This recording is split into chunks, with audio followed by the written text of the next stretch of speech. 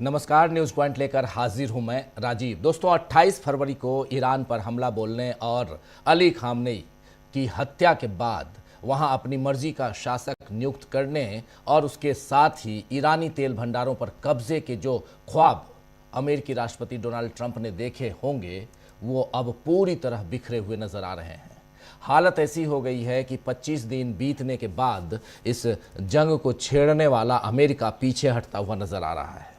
लेकिन अकड़ दिखाने के लिए डोनाल्ड ट्रंप का कहना है कि ईरान उनके साथ समझौता करना चाहता है। हालांकि ईरान के बचे हुए शीर्ष नेता इससे साफ इनकार कर रहे हैं। ईरान शुरू से कहता आया है कि युद्ध वो अपनी शर्तों पर बंद करेगा और खून की आखिरी बूंद तक, आखिरी कतरे तक वो लड़ेगा और इसीलिए इस समय भी उसके हमले तेज हैं और निशाने पर इजराइल है, जो ट्रंप की तरह युद्ध खत्म करने की बात तो नहीं कर रहा है, लेकिन इस बारे में खबरें ज़रूर फैला रहा है। जी हाँ, सऊदी अरब के मीडिया अल अरबिया ने इजरायली अखबार येदियोथ अहरोनोत, ये इजरायली अखबार है, उसके हवाले से बताया है अल अरबिया ने कि ईरान के विदेश मंत्री अब्बास अरागची ने चुपके से अमेरिकी दूत स्टीव विटकॉफ को बताया है कि सुप्रीम लीडर मुज्तबा खामनेई ने किसी संभावित समझौते तक पहुंचने के लिए बातचीत को मंजूरी दे दी है। अब इजराइल को ये तय करना होगा कि मुज्तबा खामनेई के बारे में उसे दुनिया को क्या बताना है, क्योंकि कभी वो मुज्तबा खामनेई के मरने की बात करता है, कभी उन्हें गंभीर रूप से घायल बताता है और अब कह रहा है कि वो किसी संभावित समझौते के लिए बातचीत करने को तैयार है। इतनी पलटी मारने के बाद इजराइल की विश्वसनीयता खाक रह गई है और यही हाल डोनाल्ड ट्रंप का भी है। उनकी विश्वसनीयता भी बिल्कुल खत्म हो चुकी है। डोनाल्ड ट्रंप को शुक्रवार को आज डोनाल्ड ट्रंप ने कहा था, अब देखिए क्रोनोलॉजी जरा देखिए, शुक्रवार जरा ग्राफिकली भी समझाना चाहता हूं, दिखाना चाहता हूं। शुक्रवार को डोनाल्ड ट्रंप ने कहा था युद्ध होने की कगार पर है, खत्म होने की कगार पर है। देखिए, युद्ध खत्म होने की कगार पर है, शुक्रवार को कहा। फिर शनिवार को डोनाल्ड ट्रंप ने 48 घंटे का अल्टीमेटम दे दिया, किसको? तो ईरान को 48 घंटे का अल्टीमेटम दे दिया। सोमवार आते आते यानी कल सोमवार को 5 दिन के सीज फायर की बात डोनाल्ड ट्रंप ने कह दी और कल ही सोमवार को उन्होंने फिर ये कहा कि हॉर्मुज पर मैं और ईरान के नए आयतुल्ला मिलकर नियंत्रण रखेंगे। ईरान के नए आयतुल्ला यानी मुज्तबा खामनेई और मैं यानी डोनाल्ड ट्रंप मिलकर हॉर्मुज पर कंट्रोल रखेंगे। यानी ट्रंप ने दूसरे तरीके से ये मान लिया है कि ईरान में नया सुप्रीम लीडर उन्हें मंजूर है, क्योंकि अब तक जो तो मुज्तबा खामनेई की हत्या की धमकी डोनाल्ड ट्रंप और नेतन्याहू दोनों दे रहे थे। दरअसल इन दोनों नेताओं को ये समझ आ गया है कि ईरान के साथ साथ पूरी दुनिया का जो नुकसान इनकी सनक में हुआ उसे अब और ज़्यादा बर्दाश्त नहीं किया जाएगा। इधर खबर है कि ईरान युद्ध खत्म करने के लिए अमेरिका के सामने अपनी मांगें रख दी है। ईरान के सुप्रीम लीडर मुज्तबा खामनेई के वरिष्ठ सैन्य सलाहकार मोहसिन रिजाई ने कहा है कि ईरान को नए नुकसान का मुआवजा देना होगा, जितना नुकसान अभी हुआ है इसका मुआवजा देना होगा। साथ ही इन मांगों में आर्थिक प्रतिबंध यानी इकोनॉमिक सैंक्शंस जो लगाए गए हैं उसको हटाए जाने तक की मांग भी इन्होंने की है कि आपको आर्थिक प्रतिबंध हटाना होगा। हालांकि अब तक अमेरिका ने इस पर प्रतिक्रिया नहीं दी है। संभावनाएं जताई जा रही हैं कि युद्ध खत्म करने को लेकर जल्द ही दोनों मुल्कों के बीच बड़ी बैठक हो सकती है। मीडिया रिपोर्ट्स के मुताबिक मोहसिन रिजाई ने कहा है कि अगर ट्रंप ईरान के बुनियादी ढांचे पर हमला करते हैं तो ये अब आंख के बदले आंख तक सीमित नहीं रहेगा, बल्कि एक आंख के बदले सिर, हाथ और पैर से जवाब दिया जाएगा। ये रिजाई ने कहा है।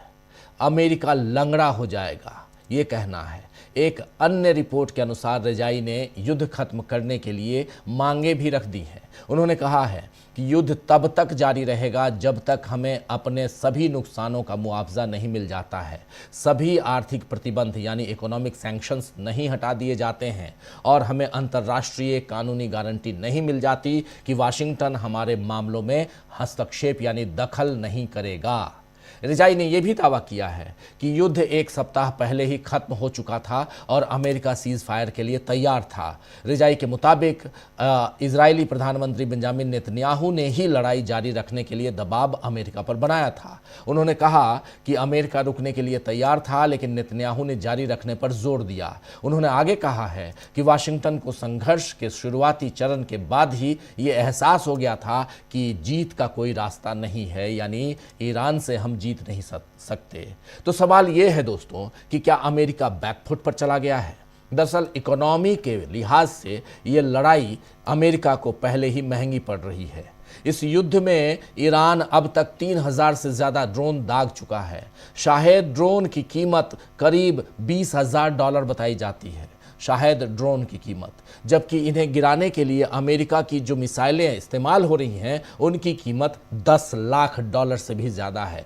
20,000 रुपये के ड्रोन को गिराने के लिए 10 लाख रुपए के इंटरसेप्टर का इस्तेमाल किया जा रहा है। आप समझ लीजिए अमेरिका कर रहा है। अगर यही हिसाब हज़ारों बार दोहराया जाए तो समझ आता है कि डिफेंस अधिकारियों की चिंता क्यों बढ़ रही है वहाँ बढ़ गई है। वहीं खाड़ी देशों का खर्च भी बढ़ रहा है। यूएई का कहना है कि उसने 28 फरवरी के बाद से अब तक 1600 से ज़्यादा ड्रोन गिराए हैं। इसके लिए ज़्यादातर फाइटर जेट और ऐसे हथियार इस्तेमाल किए जा रहे हैं जो असल में दूसरे फाइटर जेट को मारने के लिए बनाए गए थे, न कि धीमी रफ्तार से उड़ने वाले छोटे ड्रोन के लिए। यह तरीका फिलहाल काम तो कर रहा है, लेकिन लंबे समय तक टिकाऊ नहीं रहने वाला है। गल्फ देशों यानी खाड़ी देशों की सेनाएं एक अलग ही तरह के युद्ध के लिए तैयार थी, लेकिन यहां अलग युद्ध में ईरान ने उसे झोंक दिया है। उन्होंने तेज ऊंचाई पर उड़ने वाली बैलिस्टिक मिसाइलों से निपटने के लिए भारी निवेश किया।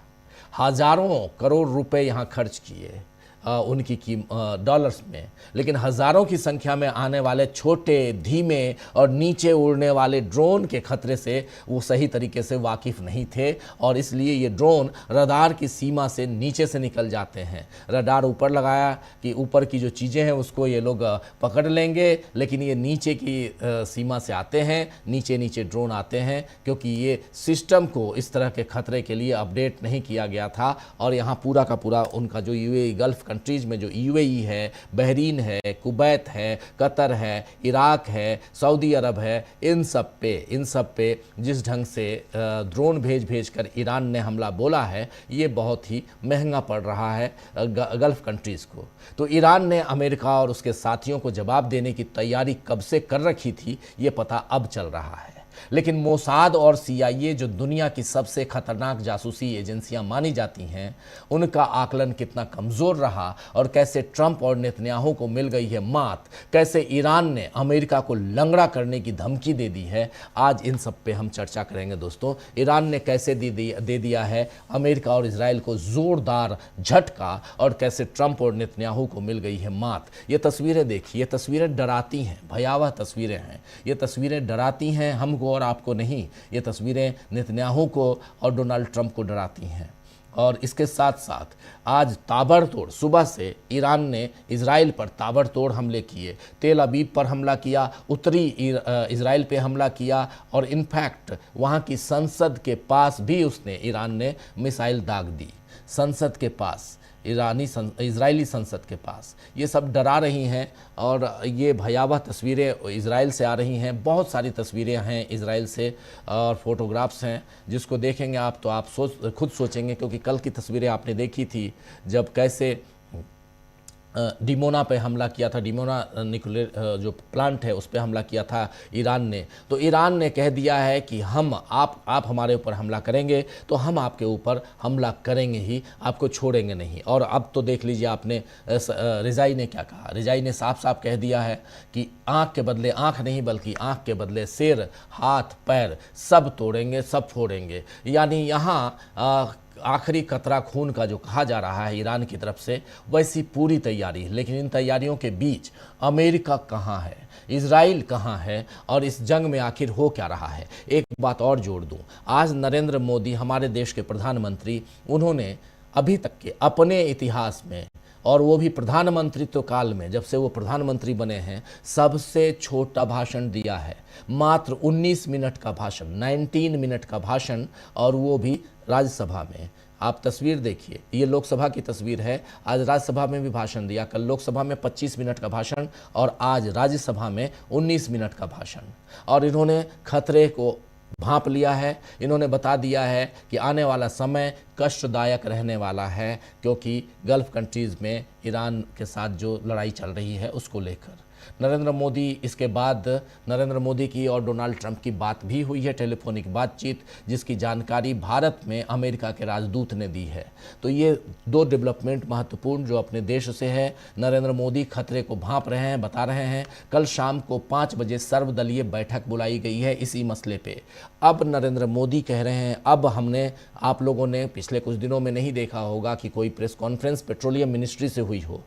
एक आरटीआई में खुलासा हुआ है कि अब अपने यहाँ पेट्रोल का भंडार बहुत कम बचा है, और वो भंडार लगभग 7 दिनों का है। मात्र तेल का भंडार, मात्र रणनीतिक भंडार जो है मात्र 7 दिनों का है।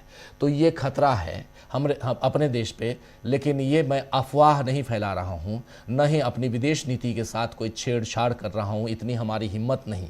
लेकिन इतना ज़रूर है कि जो है वो आप तक रखूँ, जो सच्चाई है, जो फैक्ट है, वो आप तक रखने की कोशिश कर रहा हूँ, उसके अलावा कुछ नहीं। भारत सरकार बहुत जल्दी नाराज़ हो जाती है जब हम सच्चाई बताते हैं। तो भारत सरकार से ये आग्रह है कि कम से कम देश को सच तो बताएं।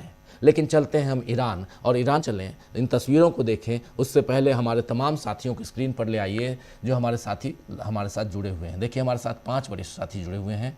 मेरा गला थोड़ा सा दबा हुआ है, चोक है, तो इसलिए थोड़ा मैं संभल के बोलने की कोशिश कर रहा हूं। लेकिन आप साथियों, आप सबका स्वागत है। अमलेंदु जी आपका स्वागत, अनिल जी आपका स्वागत करता हूं, प्रोफेसर अखिल स्वामी जी का स्वागत करता हूं, शकील अख्तर जी का, और स्वागत है प्रशांत टंडन जी आपका। आप तमाम साथी जो हमारे साथ जुड़ चुके हैं, आप सबका भी स्वागत, इस्तकबाल है इस कार्यक्रम में। सबसे पहले प्रोफेसर अखिल स्वामी जी आपके पास आना चाहता हूँ। हिंदुस्तान से लेकर ईरान तक, एक तरफ अमेरिका के, कल ही हम लोग चर्चा कर रहे थे इसी कार्यक्रम में, आपने भी देखा। और कल एक बात और बताऊं, कल इस्फहान से हमारे साथी जुड़े हुए थे। जिस वक्त हम उनसे बात कर रहे थे, इस्फहान शहर ईरान से जिस वक्त हम बात कर रहे थे, उनको जोड़ने की कोशिश कर रहे थे, उसी वक्त इजराइल ने इस्फहान शहर पे मिसाइल दाग दिया था, जिस कारण वहाँ ब्लैकआउट हो गया था और वो हमारे साथी हमारे साथ नहीं जुड़ पाए। बाल बच गए। मीडिया सेंटर में थे, इस्फहान मीडिया सेंटर में बाल वो बच चुके हैं, उनको कोई खतरा नहीं, कुछ नहीं। आज ईरान से कोई हमारे साथी नहीं जुड़ पा रहे हैं। हम कोशिश करेंगे इस कार्यक्रम के दौरान जोड़ पाएँ। लेकिन कल उसी शहर पे उस वक्त हमला किया जिस वक्त अखिल स्वामी जी, जिस वक्त हम लोग चर्चा ये कर रहे थे कि सीज़ फायर का ऐलान किया है अमेरिका ने। अमेरिका सीज़ फायर का ऐलान करता है, डोनाल्ड ट्रंप करते हैं, और उनका साथी, उनका दोस्त नेतन्याहू कहते हैं कि नहीं जी, हम तो बम मारेंगे, हम तो मिसाइल गिराएंगे। आखिर चल क्या रहा है स्वामी जी? क्या रहा है इसका माने, जिस फाइल को बोलने से, जिसका संदर्भ लेने से लोग परेशान हो जाते हैं, उस फाइल में अभी बहुत कुछ छिपा हुआ है, जिससे कि नेतन्याहू जो हैं वो एक प्रकार से ब्लैकमेल कर रहे हैं। देखिए राजीव जी, 4 देशों की प्रतिक्रियाओं का थोड़ा सा साइकोसोमैटिक एनालिसिस करें। एक भारतवर्ष का, एक इजराइल का, एक ईरान का और एक अमेरिका का।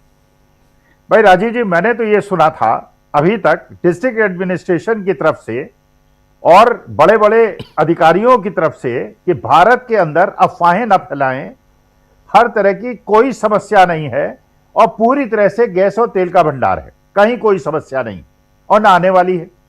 और यह भी बताया गया था कि हमारे पास इतना अकूत भंडार है जो हमने कर लिया है कि हमारे देश के अंदर कोई समस्या नहीं आने वाली है। अब आप राजीव जी ये बताएं, मेरे पे थोड़ा सा विवेक कम है, बुद्धि कम है,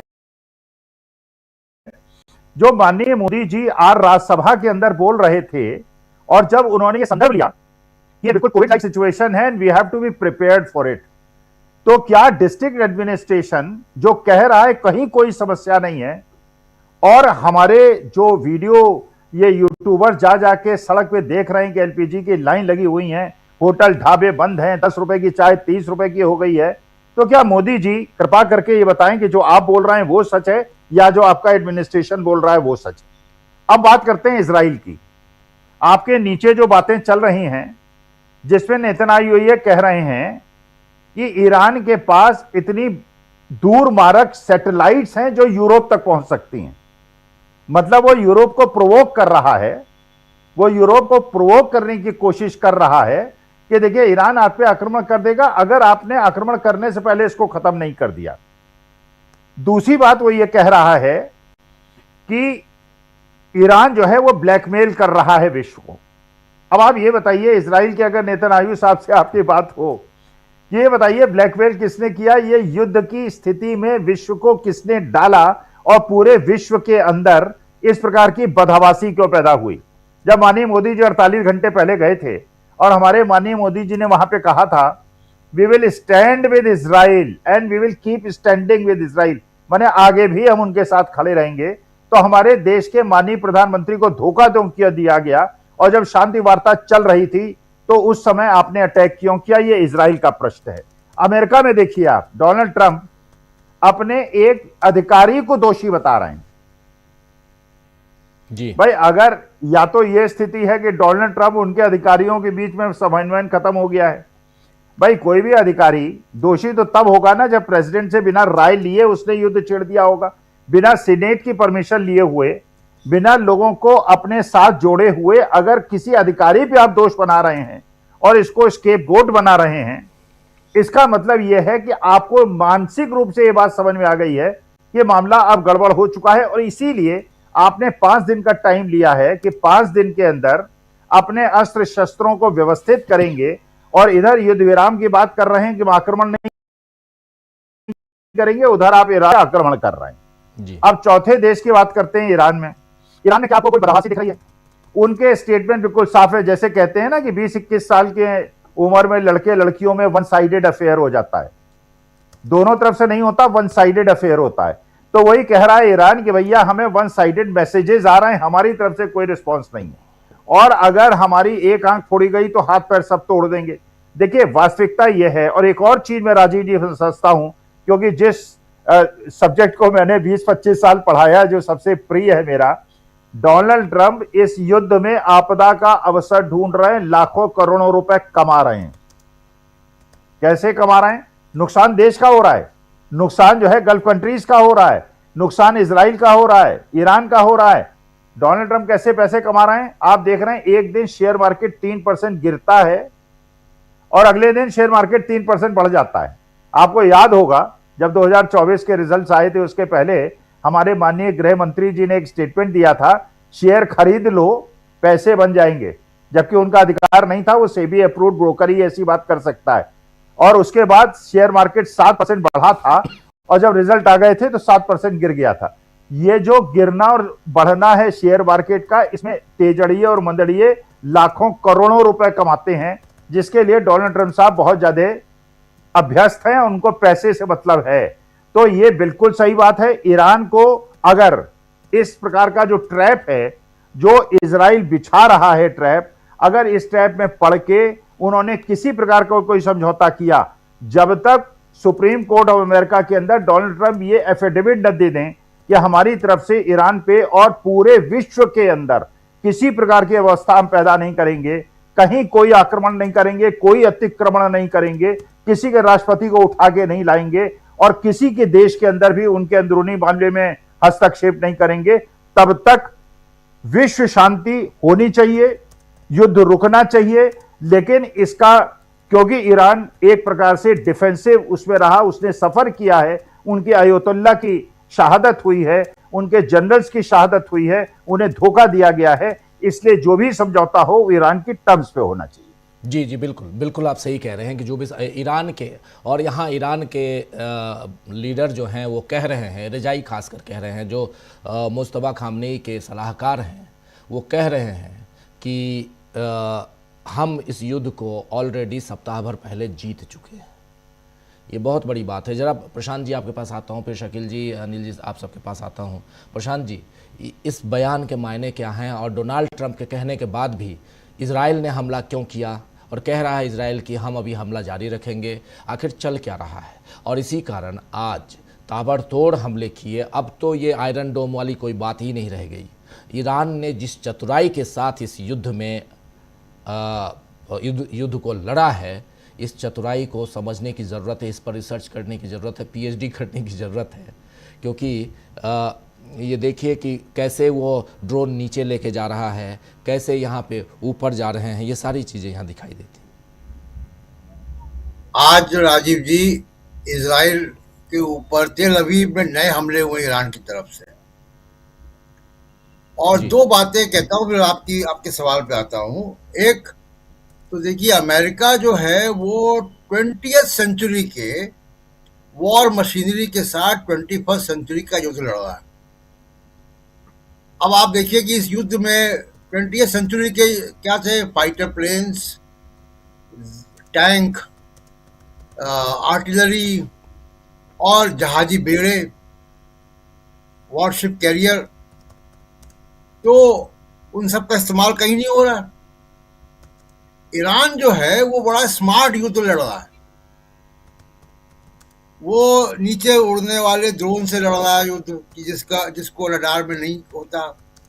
अब उसने एक काम और किया जो तमाम सारे एक्सपर्ट्स बोल रहे हैं इस पे, जो डिफेंस एक्सपर्ट है, जो इंटेलिजेंस पे नजर रखते हैं, कि ईरान ने शुरुआती दौर में, और ईरान ने कहा भी था ये, कि उनके बहुत ज्यादा मारक मिसाइल या बहुत अच्छे मिसाइल या पिछली जनरेशन के मिसाइल, आउटडेटेड मिसाइल को फायर किया, और उन्होंने इन मिसाइलों के जरिए अमेरिका और इजराइल के एयर डिफेंस के महंगे मिसाइल फुकवा दिए, कंज्यूम करवा दिए।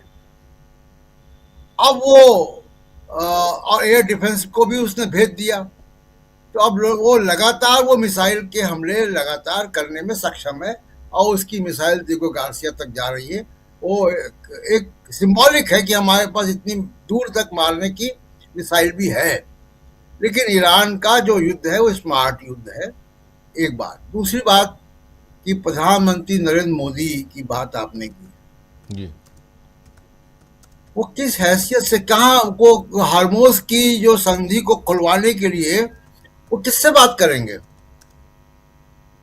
वो तो इजराइल में थे युद्ध शुरू होने के 48 घंटे पहले, वहां की संसद को उन्होंने संबोधित किया, फिलिस्तीन का नाम नहीं लिया। अभी युद्ध को चौथा हफ्ता हो गया, आज तक उन्होंने शोक जाहिर नहीं किया अयतुल्लाह खमनेई के मारे जाने पर, नए जो सुप्रीम लीडर उनके चुने जाने को बधाई नहीं दी। तो किससे बात करेंगे? हरमोज की संधि खोलने के लिए क्या इजराइल से बात करेंगे? वो किससे बात करने जा रहे हैं? और बड़े अफसोस की बात है राजीव जी, जरा सा 1 मिनट का टाइम लेके मैं बता दूं कि भारत का ट्रेडिशनली लीडरशिप रोल रहा है, जो हमने खो दिया, भारत सरकार ने खो दिया। कोरियन वार 1950 से 53 का, नेहरू प्रधानमंत्री थे। कोरियन वॉर को खत्म करने का जो लीडरशिप थी वो इंडिया की थी। उसके बाद इंडो चाइना, जो वियतनाम, कंबोडिया, लाओस का युद्ध था, उसमें इंटरनेशनल कमीशन बना भारत की अध्यक्षता में। सुएज कैनाल क्राइसिस, भारत के डिप्लोमेटिक सपोर्ट से वो क्राइसिस रिजॉल्व हुई मिडिल ईस्ट की। कॉन्गो क्राइसिस, श्रीलंका कॉन्फ्लिक्ट, तमाम सारे ऐसे युद्ध हुए हैं और कॉन्फ्लिक्ट हुए हैं दुनिया में जिसमें भारत ने रोल प्ले किया है, एक बड़ा रोल प्ले किया है युद्ध को खत्म करने के लिए। और वो तभी संभव था, भारत का इकबाल था, भारत की लीडरशिप थी, डिप्लोमेसी थी, फॉरेन पॉलिसी थी। आज कहाँ है? आज तो हम अपने जहाज भी नहीं निकलवा पाते। तो ये सबसे बड़ी जो समस्या है। अब ट्रम्प साहब जो कह रहे हैं, देखिए बार बार दावा कर रहे हैं कि हमारी बात हो रही है, ईरान तो कह रहा है हमारी कोई बात ही नहीं हो रही। कहीं से उड़ती उड़ाती खबर कि जी ईरान के असेंबली के स्पीकर पाकिस्तान गए और वो वहां से उन्होंने, तो कह रहे बड़े रिलायबल सोर्सेज से खबर आ रही है कि हमारी बात हो रही है। ईरान तो कह रहा कोई बात नहीं हो रही, उन्होंने खुद डिनाई कर दिया। जिनका नाम ले रहे हैं वो, जिनके बारे में इशारे से कह रहे थे, उनका नाम मीडिया में आ गया, उन्होंने खुद डिनाई कर दिया इस बात को। अब 26 फरवरी को इसी युद्ध शुरू होने के 2 दिन पहले जी जब मोदी जी इसराइल में थे, 26 फरवरी को ओमान के विदेश मंत्री और स्टीव विटकॉफ, जिसका नाम ट्रम्प साहब ले रहे हैं, जी उनके रिप्रेजेंटेटिव स्टीव विटकॉफ और ट्रम्प साहब के दामाद जैरेड कुशनर, इन तीनों के बीच जेनेवा में बात हुई और एग्रीमेंट अराइव हो गया न्यूक्लियर के मामले पे कि वो 60% एनरिच यूरेनियम को वो हैंड ओवर करेगा या उसको डिस्पोज ऑफ करेगा। और इजराइल ने, नेतन्याहू ने अपने अमेरिका से हटकर युद्ध की तरफ चले गए। तो ये तो अमेरिका के ऊपर थोपा हुआ युद्ध है जिसमें ट्रम्प फंस गए। और मुझे सवाल ये कि अमेरिका इतना बड़ा देश, super power, economic super power, technology की सुपर पावर, डेमोक्रेसी को वो अपने आप को कहते हैं कि मदर, वो भी क्लेम करते हैं कि मदर ऑफ डेमोक्रेसी है, अपने आप को ओल्डेस्ट डेमोक्रेसी बताते हैं। अमेरिका के बिहाफ में ट्रम्प का दामाद नेगोशिएट कर रहा है ईरान से, किस संवैधानिक पोजीशन से, कैसे? ये कोई जागीरदारी है? तो बड़ा अजीब स्थिति है अमेरिका की। और उसमें देखिए सबसे बड़ी चीज जो गिफ्ट अमेरिका ने दे दिया, तमाम युद्ध में शहादतें हुई हैं, मौतें हुई हैं, इजराइल और अमेरिका ने सबसे बड़ा जो गिफ्ट दे दिया ईरान को वो ये है कि उसने ये बता दिया कि स्ट्रेट ऑफ हॉर्मुज़ के जरिए ईरान वापस ग्लोबल इकोनॉमी से कनेक्ट हो सकता है। 45 साल ईरान ने अंतरराष्ट्रीय और खासकर अमेरिकन सैंक्शंस को, यूरोप के सैंक्शंस को झेला और तब उसने हॉर्मुज़ को इस्तेमाल नहीं किया। आज उसने हॉर्मुज़ बंद किया है तो मोदी साहब भी बात कर रहे हैं, कोई उनका इकबाल हो ना हो लेकिन बात तो कर रहे हैं। ट्रम्प रोज दावा कर रहे हैं कि हम हॉर्मुज़ खोल देंगे, वो नेटो से कह रहे हैं कि खोलो, आप मदद करो, नेटो कह रहा हम मदद नहीं करेंगे, यूरोप कह रहा हमसे मतलब नहीं। लेकिन हॉर्मुज़ को खोलने के लिए पूरी दुनिया में जोर लगाया जा रहा है। तो ये जो आइडिया है कि उनके पास हॉर्मुज़ है और उसको हम आर्म ट्विस्ट कर सकते हैं दुनिया को, और दुनिया की इकोनॉमी को उसने हिला दिया, वो जो नुस्खा है वो नेतन्याहू और ट्रम्प साहब ने ईरान को दे दिया कि अब वो हॉर्मुज़ के जरिए ग्लोबल इकोनॉमी से वापस रिकनेक्ट हो सकता है। पेट्रो युआन ऑलरेडी उस पर ट्रेडिंग शुरू हो गई है। तो ये एक बड़ी गिफ्ट जो है वो ये दोनों भाई लोग मिलकर दे चुके हैं ईरान को। और सबसे बड़ी उपलब्धि इस युद्ध की है अब तक की है, जो क्यों मैं कह रहा हूं कि जीत गया Iran ji. Strait of Hormuz पे ईरान की दावेदारी और उसकी सॉवरेनिटी पूरी दुनिया ने मान ली है। अमेरिका ने भी मान ली है, यूरोप ने भी मान ली है, मोदी साहब भी कह रहे हैं कि हम हॉर्मुज़ खुलवाने की मदद करेंगे। तो पूरी दुनिया ने ईरान की मिल्कियत, ईरान की सॉवरेनिटी स्ट्रेट ऑफ हॉर्मुज़ पे मान ली है, और यही ईरान की बड़ी जीत है। जी जी जी जी बिल्कुल बिल्कुल, ईरान की बड़ी जीत। यहाँ पर ईरान की बात हम कर रहे हैं, लेकिन ट्रम्प और नेतन्याहू को कैसे यहाँ मात मिली है, इन सब का यहाँ पर हम जिक्र कर रहे हैं, इनकी चर्चा कर रहे हैं।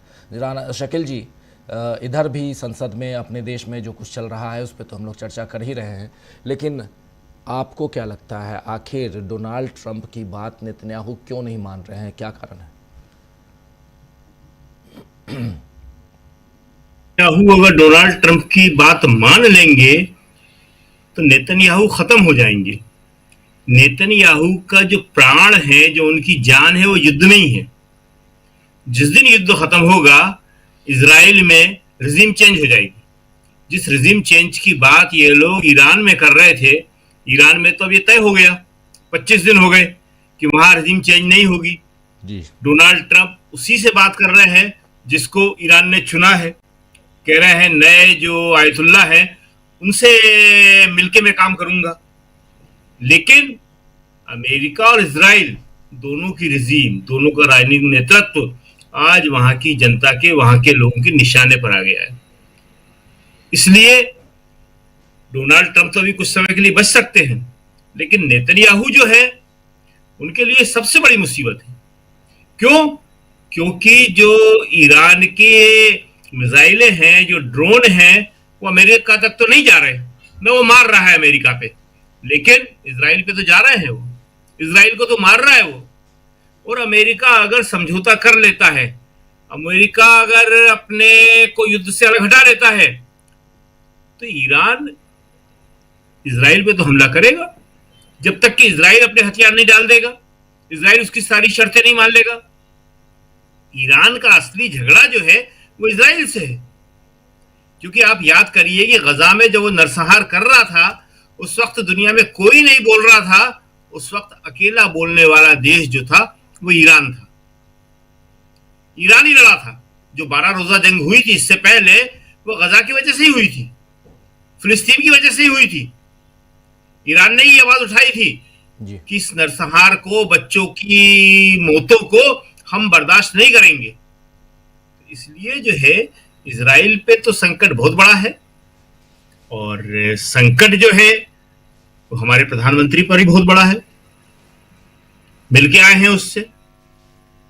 और आप देखिए कि आज पहली बार इन 25 दिनों में, जब से युद्ध शुरू हुआ है, जब से इजराइल से आए, उन्होंने ट्रंप से बात की या ट्रंप से उनकी बात हुई। लेकिन हमारे लिए बहुत ही दुर्भाग्यजनक बात है, बिल्कुल अच्छी बात नहीं है कि उससे पहले अमेरिका ने, ट्रंप ने पाकिस्तान में बात कर ली। और किससे? वहां के प्रधानमंत्री या राष्ट्रपति से नहीं, वहां के सेना प्रमुख से, आसिम मुनीर से। आसिम मुनीर इतने महत्वपूर्ण हो गए, और उसके बाद हमारे प्रधानमंत्री से बात हो रही है उनकी। ये है हमारी अंतर्राष्ट्रीय जो कूटनीति है उसकी हार। जो आज राहुल गांधी ने बहुत साफ शब्दों में कहा कि प्रधानमंत्री मोदी राष्ट्रीय इंटरेस्ट को पूरा नहीं करेंगे, वो वही करेंगे जो उनसे अमेरिका और इजराइल कहेगा। बहुत बड़ा बयान है उनका ये। उन्हें किसानों की चिंता नहीं है और नेशनल इंटरेस्ट की चिंता नहीं है, राहुल ने साफ कहा। अब आप देखिए, कल बुलाई है ऑल पार्टी मीटिंग जी। सबसे बड़ा सवाल, क्या प्रधानमंत्री वहां होंगे? ऑपरेशन सिंदूर के बाद जब ऑल पार्टी मीटिंग बुलाई गई थी, प्रधानमंत्री वहां नहीं थी, राजनाथ सिंह ने चेयर किया था। ऑल पार्टी मीटिंग होती ही इसलिए है कि प्रधानमंत्री वहां अपनी बात कहेंगे, विपक्ष को विश्वास में लेंगे, विपक्ष के सवालों का जवाब देंगे। देखते हैं कल प्रधानमंत्री आते हैं कि नहीं। आज प्रधानमंत्री राज्यसभा में आए, कल हमने यही बोला था कि प्रधानमंत्री ने राज्यसभा में अपना वक्तव्य नहीं दिया, सेम डे दिया जाता है। खैर चलिए आज आए, लेकिन आज आने के बाद जैसे ही स्पष्टीकरण का मौका आता है, हमने कल भी बताया था, राज्यसभा में परंपरा है जी कि विपक्ष स्पष्टीकरण पूछता है, क्लेरिफिकेशन।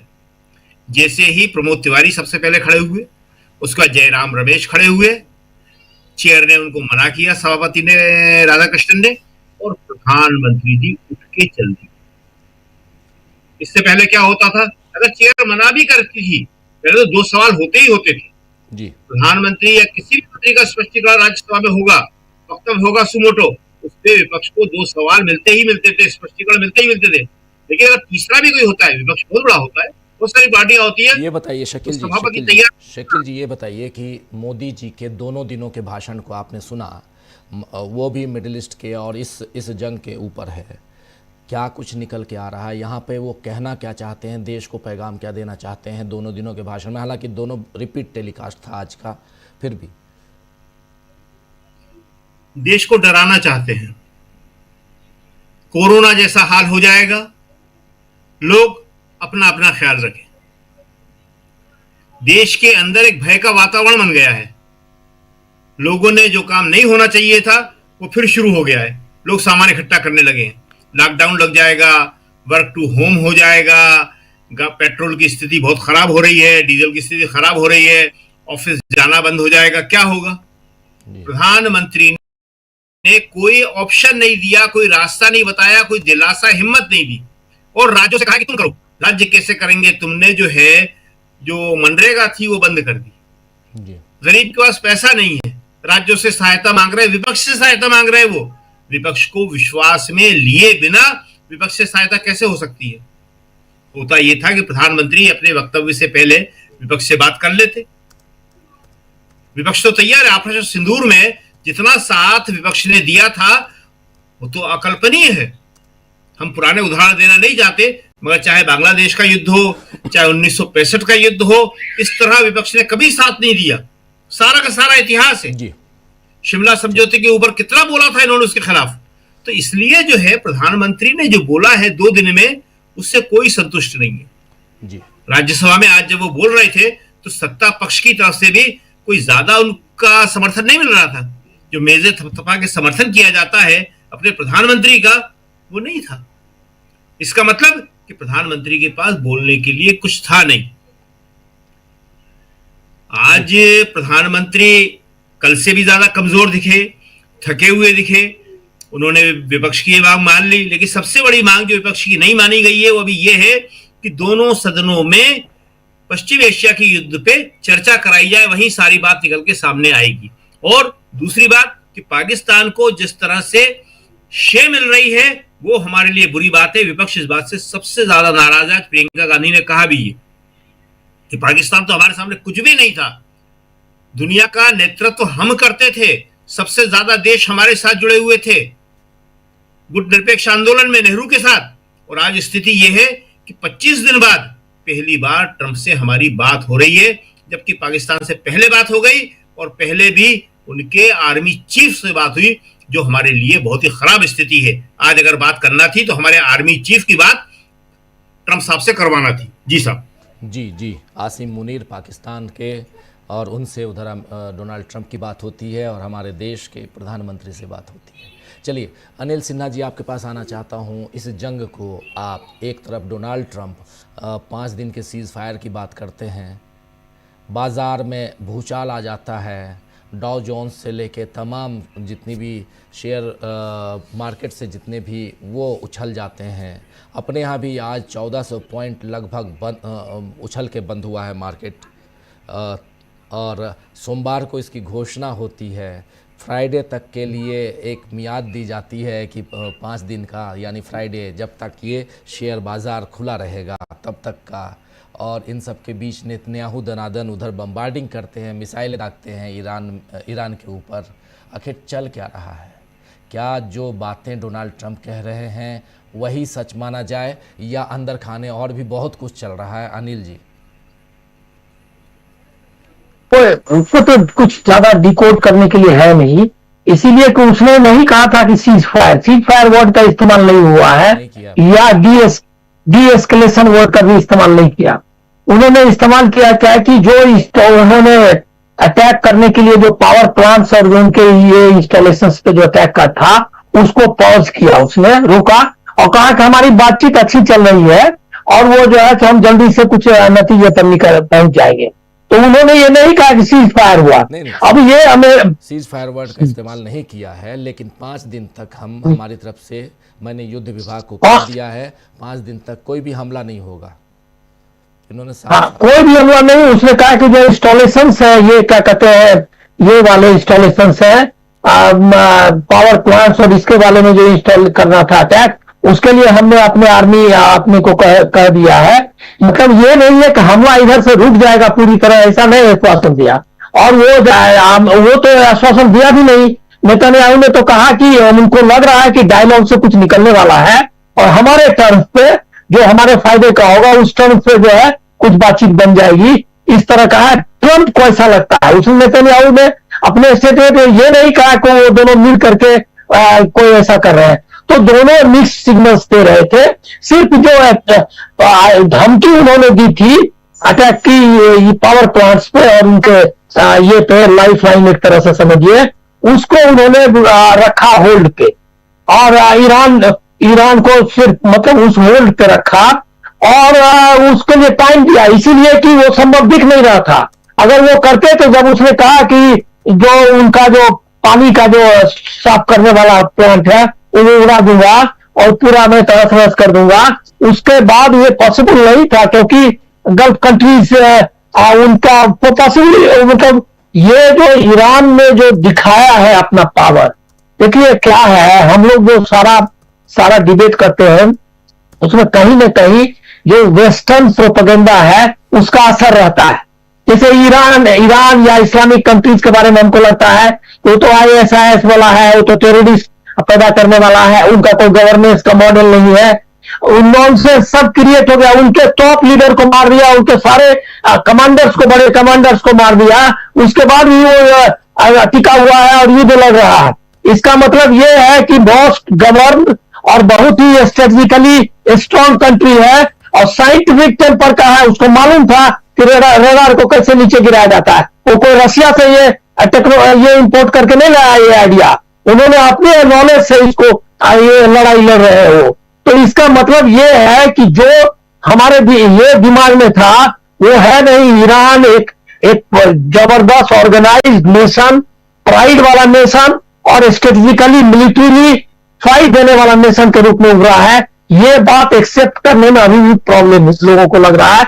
मैं ये चाहता हूं कि लोग इस्लामिक वर्ल्ड के बारे दिमाग बदले, उनको जो पोर्ट्रे किया है वेस्ट उसमें ना जाए। दूसरी बात मैं आपको कहना चाहता हूं कि हमारा जो पूरा जो सिनेरियो निकला है उसमें हमारा प्रधानमंत्री क्या बोल रहे हैं और कोई स्टैंड में चेंज नहीं आया है। हमको और नीचे जाना है डिप्लोमेसी में, ये मैं आपको कहना चाहता हूं, क्योंकि ये बोल रहे हैं लगातार कि स्ट्रेट ऑफ हॉर्मुज को तो क्या कहते हैं बंद करना बहुत गलत है और वो जो है क्या उसी को खोलना उद्देश्य है। जो ट्रंप बोल रहा है लगातार कई दिन से, वही उसी को रिपीट कर रहे हैं हमारे प्रधानमंत्री, जिससे राहुल गांधी सही कह रहे हैं। वो एकदम जो ट्रंप की लाइन है कि स्ट्रेट ऑफ हॉर्मुज को ओपन करो, और उसी के लिए वो ये क्या कहते हैं अटैक की बात की थी, सेम लाइन वो दोहरा रहे राज्यसभा में भी, और जो ट्रंप से उनकी बातचीत हुई है उसके रिपोर्ट के बारे में भी वही बात कर रहे हो कि स्ट्रेट ऑफ हॉर्मुज को खोलने के बारे में जो है बातचीत हुई। और ये क्या कहते हैं वो और बाकी पासिंग रेफरेंस है कि शांति हो जानी चाहिए। तो कोई अटैक जो इजराइल जो जेनोसाइड कर रहा है वहां पर बाकायदा क्या कहते हैं सिविलियंस पर अटैक कर रहा है, स्कूल में मार दिए बच्चियों को, उस पर एक लाइन नहीं। अभी दोनों सभा में भाषण हो गया, कहीं पर उन्होंने इजराइल की एक आलोचना नहीं की, न यूएस की कोई आलोचना की, न अटैक का कंडेम किया। आप कौन रोल देख रहे हैं? कोई रोल नहीं है। हमारा रोल वही है जो ट्रंप और नेतन्याहू के पीछे लगने वाला रोल है, और वो रिपीट कर रहे हैं अभी के स्टेटमेंट। तो हम तो पूरी तरह गायब हो गए इस पिक्चर से, और उसमें जो सिनेरियो आ रहा है उसमें बताइए कि पाकिस्तान जो 1-2 साल पहले तक, जिसको कि मनमोहन सिंह की गवर्नमेंट ने टेररिस्ट स्टेट लगभग घोषित कर दिया, 50 मतलब कई जो इंटरनेशनल ऑर्गेनाइजेशंस थे, इंस्टीट्यूशंस, वहां से उनको हटाया जा रहा था, उन पर जो क्या कहते हैं उनके ट्रांजैक्शंस पे रोक लगाई जा रही थी, कई तरह के स्ट्रिक्चर्स हुए थे। हाफिज सईद के बारे में इंटरनेशनल टेररिस्ट है, ये है, सब ये घोषणा हो रही थी। वो कंट्री जिसको कि इन्होंने साबित कर दिया था प्रीवियस गवर्नमेंट ने, वो एक नेशन है जो टेररिज्म को बढ़ाने वाला, उसको इन्होंने रिवाइव करा दिया अपने पॉलिसी से, जाकर के एक वॉर मतलब जो इंटरनेशनल कोर्ट ऑफ क्राइम में जो क्रिमिनल घोषित हुआ है, कन्विक्ट है, उसके साथ जाकर के सिविलाइजेशनल लिंक्स ढूंढ रहे थे, और क्या कहते हैं पॉलिटिकल और इकोनॉमिक और क्या क्या स्ट्रेटेजिक लिंक्स ढूंढ रहे थे। तो आपने तो पूरा उसको गटर में डाल ही दिया है। अब मेरा मानना यह है कभी भी देर नहीं हुई है। एक चीज मैं आपको कहूंगा, कम से कम जो यूट्यूबर्स हैं, जो सोशल मीडिया, जो अल्टरनेटिव प्लेटफॉर्म्स हैं, वो ईरान के साथ खड़े होकर के जो भारतीय जो उनके प्रति सहानुभूति है वो दिखाया, इससे कम से कम ये चीजें बनती है कि कभी भी ईरान से हम अपनी दोस्ती बहाल कर सकते हैं। वे मैं स्वीकार करने के लिए तैयार नहीं हूं कि इसमें बहुत रिपेयर करने में टाइम लगेगा। आज के आज अगर आप अपना जो है सिर के बल जो आपने कर लिया है, उसको अगर पैर के बल अगर आप ये क्या कहते हैं नीति को खड़े कर दें, कल से चेंज हो जाएगा सिचुएशन। लेकिन ये करेंगे नहीं, इसलिए कि इनका पूरा जो ओरिएंटेशन है ये उन सरेंडर नरेंद्र वाला जो है वो एकदम लागू होता है। अब है क्या कि क्या होने वाला है वर्ल्ड में, 1-2 लाइन में मैं आपको कहूंगा। देखिए वर्ल्ड ऑर्डर चेंज हो गया। वर्ल्ड ऑर्डर चेंज हो गया कि अमेरिका के चाहने के बाद भी नाटो और वेस्टर्न कंट्री उनके साथ नहीं आया।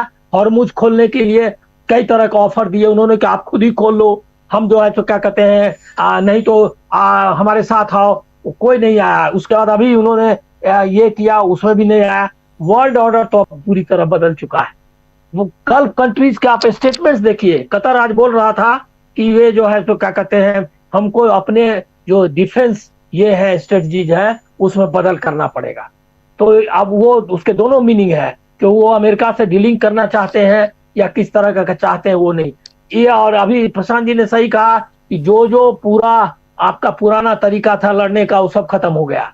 तो ईरान के युद्ध ने डिप्लोमेसी, वार का लड़ने का तरीका, वर्ल्ड इकोनॉमी में किसने बताइए, CIA के बात छोड़ दीजिए, वर्ल्ड बैंक, IMF, इतने इंटरनेशनल और इंस्टीट्यूशन थे, किसी को ये पता था? इंटरनेशनल एनर्जी एजेंसी, किसी को पता था कि ईरान सिर्फ बंद कर देगा हॉर्मुज का तो पूरा कोलैप्स हो जाएगा? ये किसी को अंदाजा था? इसका मतलब ये सारे जो क्या कहते हैं एक्सरसाइज, ये जो रेटिंग एजेंसीज हैं और क्या कहते हैं वर्ल्ड का प्रिडिक्शन करना, वो सब जीरो, सब पूरा वर्ल्ड ऑर्डर का जो भी इंस्टीट्यूशंस था वो सब कोलैप्स हो गया। यूनाइटेड नेशंस का कोई रोल नहीं रहा। तो ये ईरान ने तो जो पूरा अभी जो 1945 के बाद, वो सेकेंड वर्ल्ड वॉर के बाद जो भी स्ट्रक्चर खड़े किया था अमेरिका के लीडरशिप में एक तरह से, और काउंटर रशिया को करने के लिए, वो सब कोलैप्स हो गया। और रशिया जो कि कोई प्लेयर नहीं है, चाइना, वो दोनों अपना तेल भी पी रहा है और तेल क्या कहते हैं पिला भी रहा है। दोनों, उसको कोई दिक्कत नहीं आ रही है। चाइना का तेल सप्लाई ठीक है, रशिया का तेल बिक रहा है, ईरान का तेल बिक रहा है, पैसे उसके पास आ रहे हैं। आप कौन सा इकोनॉमी और इसकी बात कर रहे हैं? और हमारा कंट्री देखिए, कौन कहता है क्या कि कुछ किया दिया कुछ नहीं, और क्या कहते हैं गिलास तोड़ा वाला जो है फॉर्मूला, आपने क्या किया जा करके? अभी जो हालत है यहाँ ही ना, कुछ नहीं मिलने वाला है, हम लोग ये कर गए। जी जी जी, जल्दी से आता हूँ प्रोफेसर अखिल स्वामी जी आपके पास, फिर अमलेंदु जी आपके पास आता हूँ, कार्यक्रम आगे बढ़ाते हैं। स्वामी जी, जो बात अभी आप तमाम हमारे तीनों साथियों की बात सुन रहे थे, और कहाँ दिखाई देता है अब यहाँ से आगे वर्ल्ड ऑर्डर की भी बात थोड़ी सी आपके ज़रिए, वर्ल्ड ऑर्डर में अमेरिका कहाँ दिखाई देता है और भारत कहाँ दिखाई देता है? स्वामी जी। से एक चीज और खतरा महसूस हो रहा है और बड़ा सीरियस। अब इसी समय मेरे दिमाग में आया जब यहाँ चर्चा हो रही थी कि माननीय मोदी जी ने कहा है कि विपक्ष भी साथ दे और राज्य सरकारें भी सख्ती से काम करें। मुझे एक खतरा हो रहा है कल मोदी जी ये ना कहें कि मुझे देश की जनता के सहयोग की आवश्यकता है और पीएम केयर फंड में आप लोग पैसा दें। देखिए, एक बार पीएम केयर फंड में 1000 रुपए मैंने दे दिया था और बाद में जब मैंने ये सोचा था कि ये पीएम केयर फंड है, इस पीएम से जो बाढ़ आएंगी और आफतें आएंगी उसके लिए पैसा खर्च होगा, और बाद में पता चला राजीव जी मेरा 1000 रुपए, मतलब 1000 रुपए मेरे लिए बड़ी कीमत रखता है, वो डूब गया। और अब ये स्थिति बन गई कि उसको कहा गया ये प्राइवेट फंड है, और क्योंकि चुनाव आने वाले हैं, ये चुनाव, ये देखिए खतरा मैं बड़ा तगड़ा महसूस कर रहा हूं। कल परसों तक ये ना हो कि देश संकट में है और आप लोग पीएम केयर फंड में पैसा दें। भैया इस बार तो राजीव जी मैं 1 रुपए नहीं देने वाला हूं, क्योंकि मैं पैसा दूंगा, इसको चुनाव में यूज किया जाएगा। और जिस दिन चुनाव के रिजल्ट्स आएंगे, आप नोट करके रख लीजिए, जिस दिन पोलिंग होगी, और बहुत लोग कह रहे हैं उस दिन हमारे देश के अंदर गैस के, तेल के, पेट्रोल के, डीजल के दाम क्या होंगे वो जनता को देखने को मिल जाएगा। लेकिन पीएम केयर फंड जिसका ऑडिट नहीं हो रहा है, जिसका उपयोग कहां हो रहा है, दाऊद इब्राहिम का पैसा आ रहा है, किस किस स्मगलर का पैसा आ रहा है, ड्रग कार्टेल का पैसा आ रहा है, ये नहीं पता है। इसलिए आपके कार्यक्रम में मैं कह रहा हूं, मैं 1 रुपल्ली, 1 ढिल्ला नहीं देने वाला हूं। जी जी जी, जल्दी से प्रशांत जी के पास आता हूं। पहले अमलेंदु जी, क्या आप वर्ल्ड ऑर्डर की हम बात कर रहे हैं, और आज चूंकि प्रधानमंत्री का दोनों सदनों में भाषण खत्म हो चुका है, दोनों में आपने देख लिया, उन्होंने शॉर्टेस्ट भाषण देने का भी रिकॉर्ड बना लिया, 19 मिनट मात्र। लेकिन क्या यहाँ से दुनिया की तस्वीर बदलती हुई हम देख रहे हैं? भारत कहाँ है?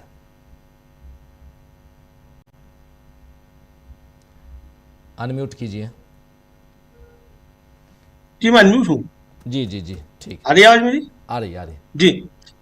जी राजीव जी, देखिए दुनिया का मतलब जो वर्ल्ड ऑर्डर है वो काफी कुछ तो बदल चुका है और काफी कुछ बदल जाएगा। और मुझको लगता है कि ट्रंप ने जो 5 दिन की समय सीमा दी थी राजीव जी, उसके बाद काफी कुछ बदला हुआ हमको नजर आएगा। लग मुझको ये रहा है कि ट्रंप साहब ने पक्का इंतजाम कर लिया है कि ऐसे नहीं मानेंगे वो जी। जब तक कि वहां से अमेरिका जबरदस्त तरीके से पिटकर वापस नहीं आए। तो यानी वो पूरा इंतजाम जो है वो करके चलना चाहते हैं, किसी बात में अमेरिका कहीं जाने की कोशिश करी नहीं, और इतिहास में स्वर्णाक्षरों में ट्रंप साहब का नाम दर्ज हो जाए कि ट्रंप साहब भी एक हुआ करते थे जो मेक अमेरिका ग्रेट अगेन करने के लिए निकले थे, और अमेरिका की जो थी उन्होंने कस के कमर तोड़वाई, और उसके बाद अमेरिका कहीं दुनिया में जाने के लायक नहीं रहा। तो शायद ये करना चाहते होंगे ट्रंप साहब, क्योंकि राजीव जी बड़ा उतावले हैं ट्रंप साहब भी, उनके मित्र भी, कि इतिहास में जो है नाम दर्ज हो जाए। तो इतिहास में राजीव जी नाम इसी तरीके से दर्ज होते हैं, निक्सन का नाम भी दर्ज है इतिहास में। तो इतिहास में बहुत से लोगों के नाम दर्ज होते हैं। इतिहास में राजीव जी राणा प्रताप के ही थोड़ी दर्ज होते हैं नाम, तमाम लोगों के दर्ज होते हैं इतिहास में नाम, मीर जाफर के भी होते हैं, तमाम लोगों के दर्ज होते हैं, इतिहास अपनी जगह लिखा जाता है। तो ट्रंप साहब मुझे लगता है कि अब वो हसरत पूरी कर रहे हैं कि जो नोबेल पुरस्कार नहीं मिला तो अब जो दूसरा ही पुरस्कार इस तरीके से दर्ज कर लिया जाए।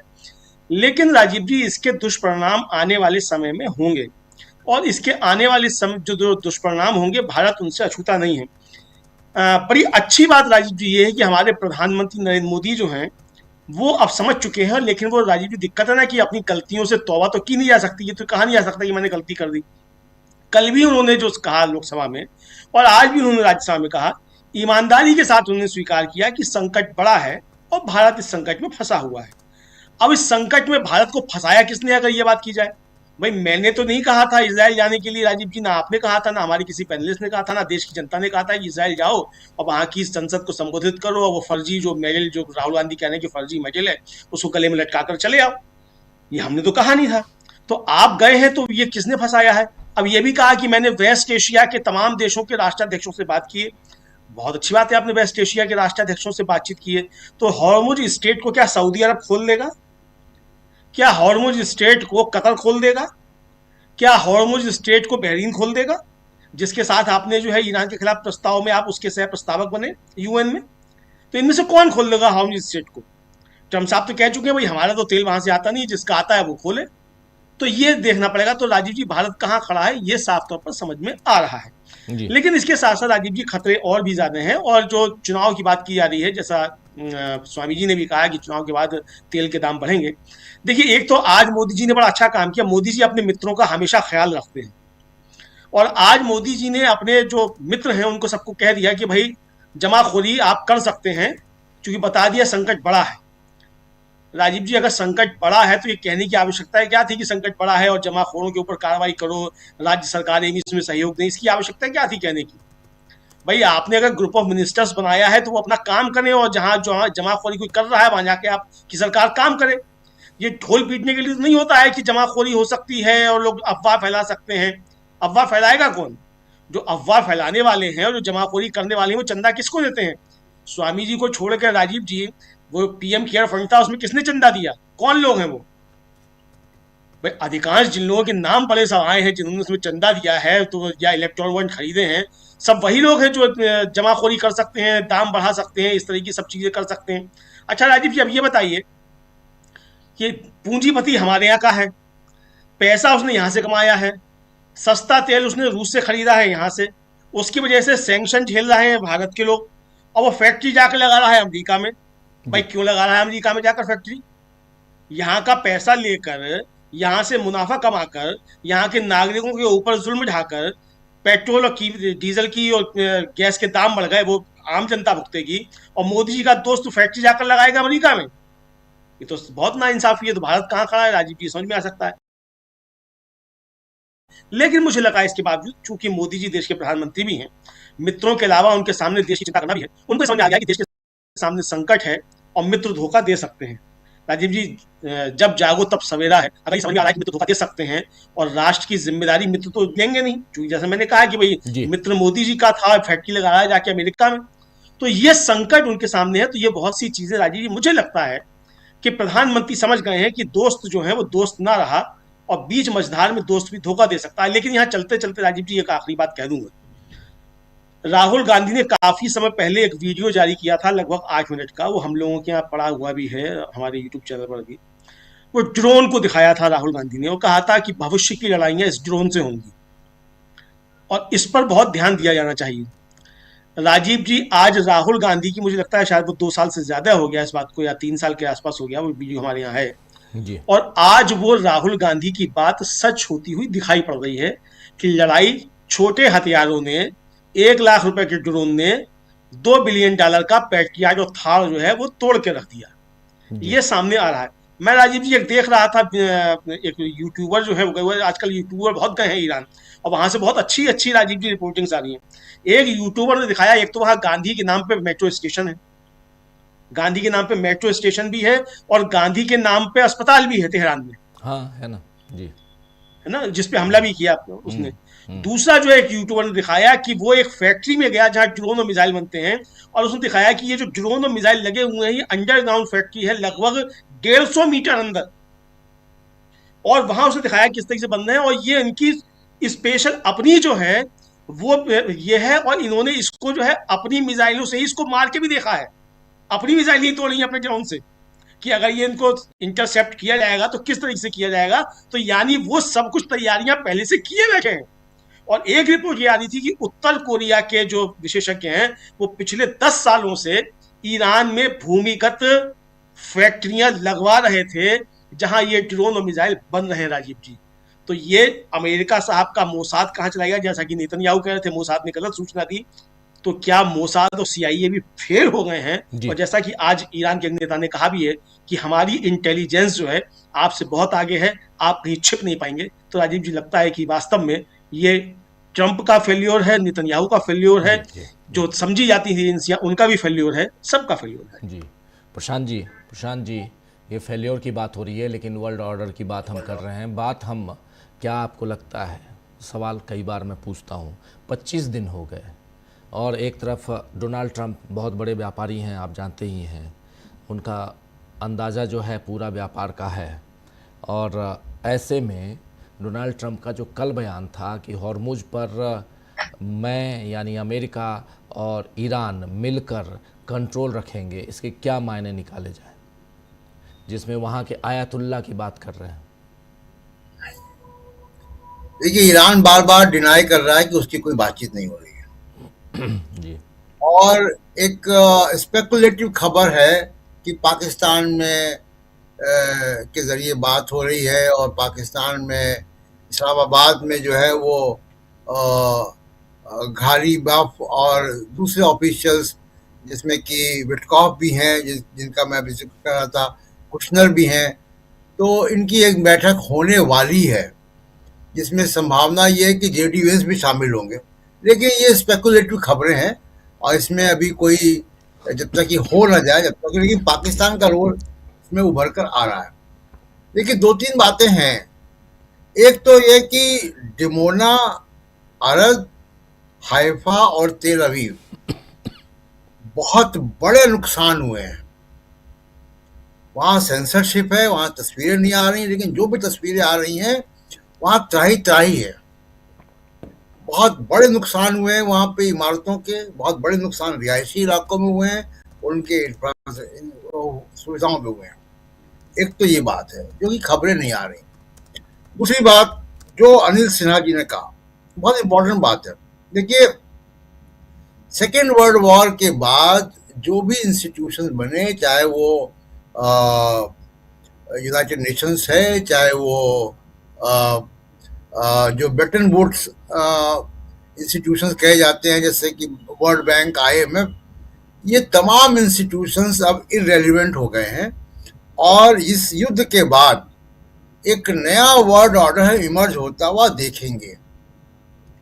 अब हमको जो नई करेंसी डी-डॉलराइजेशन तेजी से होगा, पेट्रो युआन का हम लोग चर्चा कर रहे थे, इस पे पेट्रो युआन में ये ट्रेडिंग ऑलरेडी चालू हो गई है और वो 5 से 7% पहुंच भी गया है।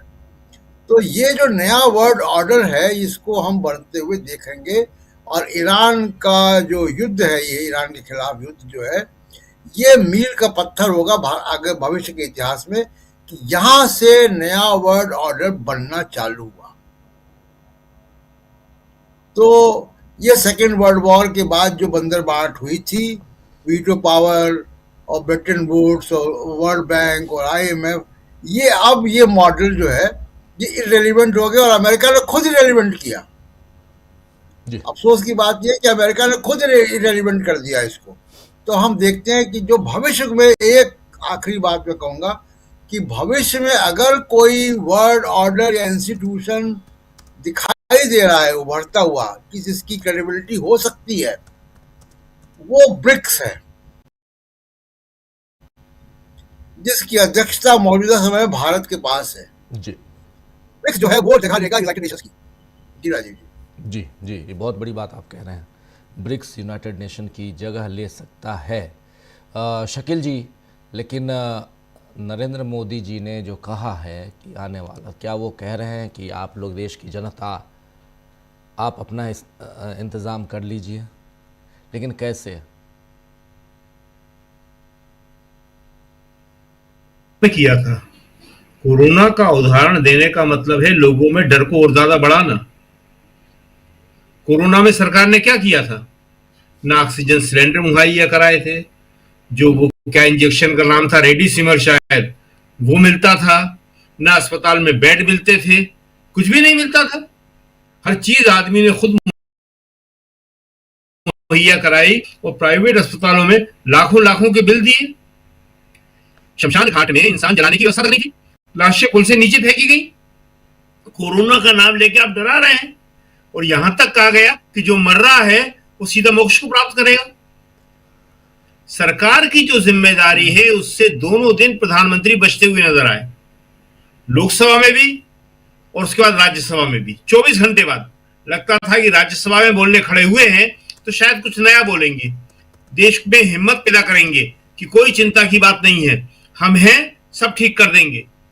लेकिन उसके बदले उन्होंने वही बात दोहराई कि बहुत बड़ा संकट आने वाला है, युद्ध के बहुत भयंकर परिणाम होने वाले हैं। तो भाई आप क्या कर रहे हैं? देखिए, सबसे बड़ी बात जो है वो इस समय हमारी जो स्थिति है, भारत की जो स्थिति है, उसका लगातार कमजोर होना। भारत की जनता के जो हाल है वो तो है ही है, लेकिन दो तरह से। एक, पाकिस्तान का आगे बढ़ना, पाकिस्तान का मुख्यधारा में आना। कभी कोई सोच सकता था कि पाकिस्तान मध्यस्थता की भूमिका में आएगा? आए या ना आए, चर्चा में तो है वो। और ये तो फैक्ट है कि ट्रंप ने हमसे पहले आसिम मुनीर से बात करी, ये तो फैक्ट है। उसके बाद हमसे बात करी उन्होंने, एक दिन बाद। दूसरी बात, चीन को जिस तरह बढ़त मिल रही है वो भी हमारे लिए खतरा है। भारत की सीमाएं दोनों से लगी हैं, भारत की सीमाओं पे दोनों से झड़पें होती हैं। तो चीन और पाकिस्तान, इन दोनों का आगे बढ़ना और हमारा कुछ भी ना कर पाना, ये जो है निष्पक्ष होना या किसी का पक्ष न लेना, ये अकर्मण्यता की निशानी बन गई है हमारी। और ये लग ऐसा रहा है कि हम एक पिछलग्गू बन के अमेरिका के पीछे खड़े हुए हैं। राहुल ने तो ये बात बोली थी, क्योंकि जो हार्मुज स्ट्रेट के बारे में प्रधानमंत्री 2 बार बोले, लोकसभा में फिर राज्यसभा में, वो तो सिर्फ वही बात है जो अमेरिका चाहता था। राहुल ने कहा कि जो अमेरिका बोलेगा, जो ट्रंप बोलेगा, वही मोदी जी बोलेंगे। तो ट्रंप कहता है कि हार्मुज खुलवाएंगे, हार्मुज पे प्रतिबंध अस्वीकार्य है, यही तो मोदी जी बोल रहे हैं। और दूसरी बात जो अभी कही अमलेंदु जी ने, बड़ी महत्वपूर्ण है कि भारत में निवेश आना चाहिए कि निवेश जाना चाहिए। ये निवेश जो जा रहा है, यहां से जो पैसा जा रहा है, भारत से कमाए हुए पैसा ही तो है वो। भारत से पैसा कमा के आप लगा रहे हो। ये तो किसी राज्य में भी, राज्य के जो उद्योगपति होते हैं मध्यम दर्जे के, वो अपने राज्य का पैसा अगर बाहर लगाते हैं तो उसका मुख्यमंत्री पकड़ लेता है कि भाई साहब हमारे यहां से पैसा कमा के आप दूसरे राज्य में कहां ले जा रहे हो, फैक्ट्री लगाना यही लगाओ, नहीं तो यहां मैं पहुंचा दूंगा सारे इंस्पेक्टर। दूसरी बात एक और, कि जो नोबल की बात हो रही थी, अभी शायद अमलेंदु जी ने ही कही कि नोबल तो मिल सकता है, और ट्रंप को ही नहीं, साथ में नेतान्याहू को भी मिल सकता है, संयुक्त रूप से दिया जाता है। अगर वो आज दोनों के दोनों अपनी तरफ से हथियार डाल दें, युद्ध बंद कर दें, इससे बड़ी शांति कुछ नहीं हो सकती। उन्हें करना चाहिए ये। कोई समझौता, कोई युद्ध विराम, किसी की जरूरत नहीं है। आपने युद्ध शुरू किया, आप बंद कर दीजिए। आप कह दीजिए कि हम आज से हथियार डाल रहे हैं, हम युद्ध नहीं करेंगे, और 3 देश या 5 देश किसी की भी एक समिति बना लीजिए, वो बैठ के सारी बातों का फैसला कर लेगा। बिल्कुल, वो भारत को उसमें शामिल करें तो हमारे लिए सबसे ज्यादा अच्छी बात होगी कि उसमें भारत को भी शामिल करना चाहिए। 5 देशों में या 3 देशों में जो भी हो, तो नोबल मिल सकता है उनको दोनों को। जी राजीव जी। जी। अनिल जी, भारत का क्या रोल यहाँ दिखाई देता है आपको इस पूरे इस युद्ध में? आज 25 दिन हो गए। आप थोड़ा आवाज थोड़ी आपकी कम सुनाई दी। मैं कह रहा हूँ कि भारत का क्या रोल यहाँ दिखाई देता है? आज 25 दिन हो गए और भारत कहाँ है इस जंग के लिहाज से? अरे देखिए, एक चीज देखिए, भारत वाले बहुत अच्छी बात कही उन्होंने ब्रिक्स के बारे में। ब्रिक्स के बारे में मैं बोलना बताना आपको कहूंगा कि ब्रिक्स में लूला ने स्टैंड ले लिया, लीडरशिप ले ली वर्ल्ड की।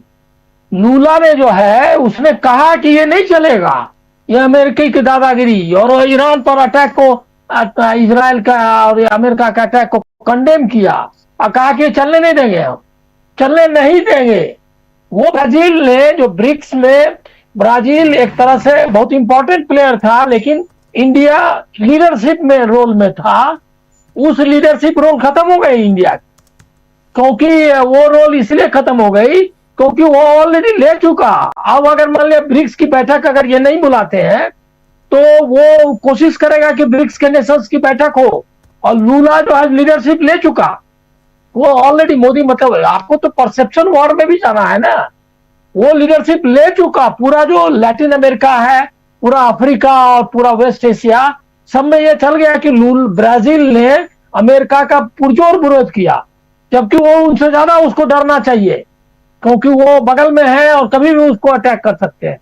लेकिन वो जो है ब्राजील ने ले लिया वो अटैक, वो कर लिया, जबकि वो बहुत दिक्कत में है। वेनेजुएला लूज कर गया है, कोलंबिया इसके ग्रिप में आ चुका है, और पूरा जो है साउथ अमेरिका जो है वो उनके, लैटिन अमेरिका इसके कंट्रोल में जा रहा है। क्यूबा त्राहिमाम कर रहा है क्योंकि क्यूबा में जो है उनको बहुत दिक्कत आ गई है, उनको बिजली नहीं मिल रही है, वो तो बहुत दिक्कत में, मतलब उनको तो ये जो सैंक्शंस लगाया है, प्रतिबंध लगाए हैं अमेरिका ने, उसके कारण वहां की हालत बहुत खराब हो गई है। तो वो तहस नहस की हो, लेकिन ब्राजील उठ के खड़ा हो गया है कि नहीं, नथिंग डूइंग, ये नहीं चलेगा। कहा नहीं चलेगा डायरेक्ट, और पूरा ये इसको क्या कहते हैं, दादागिरी का कंडेम किया, ट्रंप का भी, अमेरिका का, और इजराइल ईरान के साथ खड़े हो गया। और आपके यहाँ देख लीजिए, आप बगल में है इंडियन ओशियन में, गोर जो है, क्या नाम है उसका, जो एम्बेसडर है, वो एम्बेसडर जा रहा है मालदीव, वो गया श्रीलंका, वो गया मॉरिशस, और वो पूरा इंडियन ओशियन में वेस्ट एशिया वार में उसको इन्वॉल्व करने की कोशिश कर रहा है। एक जहाज को मार गिराया, मतलब उसको ये क्या कहते हैं, उड़ा दिया, वो तो आप जानते ही है, जो हमारे यहाँ सैल्यूट करने आया था। तो इंडियन ओशियन पर भी उसने अपना, अमेरिका ने जो कि हो नहीं पाया था, नेहरू से लेकर कभी तक वो ट्राई कर रहे थे, लेकिन वो इंडियन ओशियन पर उनको कंट्रोल नहीं करने दे रहा था। वो कंट्रोल ले लिया, वो सारे कंट्रीज को इकट्ठा कर रहा है, और वो क्या क्या किया पता नहीं, अभी उनको पता भी नहीं। जबकि 2009 में मनमोहन सिंह गवर्नमेंट ने, विकीलीक्स में आया ये कि मनमोहन सिंह गवर्नमेंट ने, जब वो इंडियन ओशियन में अपना एक्टिविटीज बढ़ा रहे थे, डिप्लोमेटिक स्ट्रेटजी के एक्टिविटीज, तो अपोज किया और रोक दिया, कहा कि नहीं, ये नहीं चलने देंगे हम, और उनको रोकना पड़ा। ये विकीलीक्स के रिपोर्ट्स है। ये क्या कहते हैं, वहां 2009 या 10 की बात, 9 की बात ये है। ये तो बहुत ही मतलब अपंग टाइप का, विकलांग जो कहते हैं ना, विकलांग सिर्फ विचारधारा में विकलांग नहीं, स्ट्रेटजिकली भी विकलांग साबित हुआ है। और ये बात सिर्फ, और मैं एक और ऐड करके खत्म करता हूं कि ये जो हमारा विपक्ष है, उसमें राहुल गांधी और कांग्रेस को छोड़ करके वो सब भी ऐसे ही पता नहीं किस नींद में है, मालूम नहीं। कोई आपको लग रहा है इंडिया की सड़कों पे अभी होना चाहिए था कि ये तेल वेल का मामला नहीं है, ये इंडियन प्राइड को आपने खत्म कर दिया, हमारा पूरा नेशन को डुबा दिया है, आप गद्दी से उतरो। लेकिन ये कोई डिमांड ही नहीं है, यही लोग उसको, राहुल गांधी अटैक कर रहा है लेकिन कोई उसके साथ नहीं है, क्योंकि ये लोग छोटे छोटे वेस्टेड और रीजनल लोकल और अपने इंटरेस्ट में लगे हुए लोग हैं। ये लोग भी उतने ही जिम्मेदार साबित होंगे इतिहास में जितना कि मोदी साबित हो रहे हैं। जी जी बिल्कुल, बहुत बहुत शुक्रिया अनिल जी, बहुत शुक्रिया शकील जी, बहुत शुक्रिया अमनिंदु जी और प्रशांत जी हमारे साथ जुड़े थे, और साथ में जुड़े थे हमारे साथ प्रोफेसर अखिल स्वामी जी, आप सबका बहुत बहुत शुक्रिया। दोस्तों, इस चर्चा को यहीं समाप्त करने की इजाज़त चाहता हूँ। अजीत देसाई जी हमारे साथ हैं, भारत महान साहब हमारे साथ हैं, AK हैं, संजय सहगल जी हैं, शिव कुमार पारिक जी हैं, डॉक्टर दलवीर जोगर साहब बने हुए हैं। आप तमाम साथियों, इस चर्चा को यहीं समाप्त करने की इजाज़त चाहता हूँ। कल शाम 7 बजे फिर मुलाकात होगी कुछ ऐसी खबरों